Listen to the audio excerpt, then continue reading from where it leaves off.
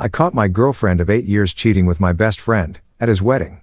But the worst part wasn't just the betrayal. It was realizing that every single one of my so-called friends already knew, and they'd been laughing behind my back for months. So instead of quietly confronting them, I played dumb. Until the moment I dropped a bombshell at the altar that didn't just ruin a wedding, it ruined a life. Let me take you back.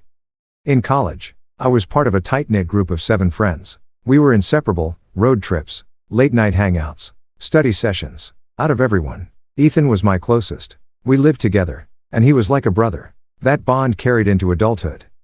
Then there was Nicole. She was part of that same group. We started dating sophomore year, and it wasn't long before things got serious.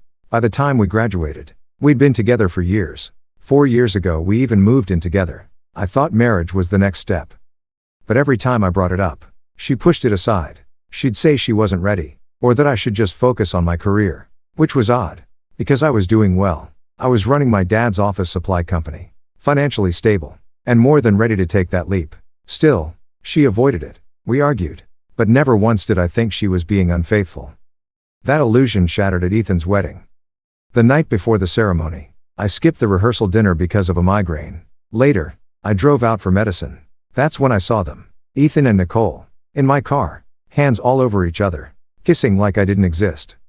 My stomach dropped. My head went numb. For nearly a minute, I just stood frozen, watching the 2 people I loved most betray me. Then I turned and walked away, shaking so badly I thought I'd collapse. I wasn't ready to confront them, not yet. Instead, I went to one of our friends' rooms. Maybe I could confide in them.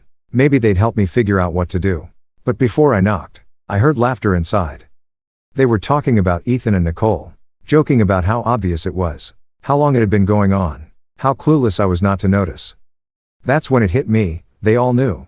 My entire friend group had been covering for them, smiling to my face, laughing behind my back. I walked away from that door with my entire world crumbling. My girlfriend, my best friend, every friend I trusted, all gone in a single night. But as I sat alone in my hotel room, grief gave way to rage, and rage gave way to a plan. The next morning, I acted normal, smiling, shaking hands, pretending I hadn't just watched my life burn down. No one suspected a thing. But inside, I was ready. Just before the ceremony began, I asked if I could give a speech. Everyone was surprised.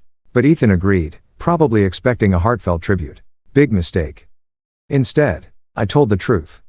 I told them what I saw in the parking lot, how long it had been going on, how everyone here had known and kept it from me. Every betrayal, every lie. Nicole tried to drag me down, begging me to stop. Ethan shouted that I was jealous, desperate to twist it around. But the more he yelled, the more obvious it became that he was guilty. And then came the final blow. His fiancée, standing at the altar, realized everything I said was true. She ripped off her veil and stormed out in front of everyone. The wedding collapsed into chaos. Guests whispering, families shouting, Ethan chasing after her, but it was too late. She was gone. I walked out calmly. My bags were already packed, and I drove home, in the same car where I had caught them. For days, silence. Then Nicole texted me. She admitted what they did, but called me psychotic for humiliating Ethan. She said I'd destroyed his life. And in a way, I had. See, Ethan hadn't worked in over a year. He was broke, unemployed, living off his fiancée. Marrying her was his ticket to wealth and stability. But after I exposed him, that dream evaporated. She left. Her family cut ties, and even his parents turned their backs. Nicole wanted me to feel guilty. But why should I? Ethan betrayed me, used her, and lied to everyone. If anything, I freed people from his lies. A week later, Nicole came for her things. I boxed them up neatly. But instead of just leaving, she lingered. She wanted to explain. She claimed she cheated because I pressured her about marriage. Because she felt lost. As if somehow, I was the problem.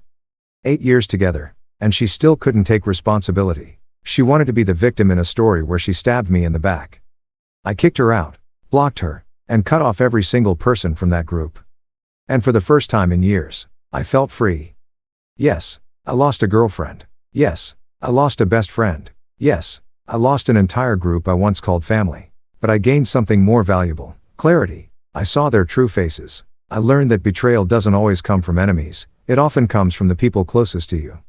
And sometimes, the only way to deal with snakes is to cut them all out at once. So, was I the villain for destroying Ethan's wedding? Maybe.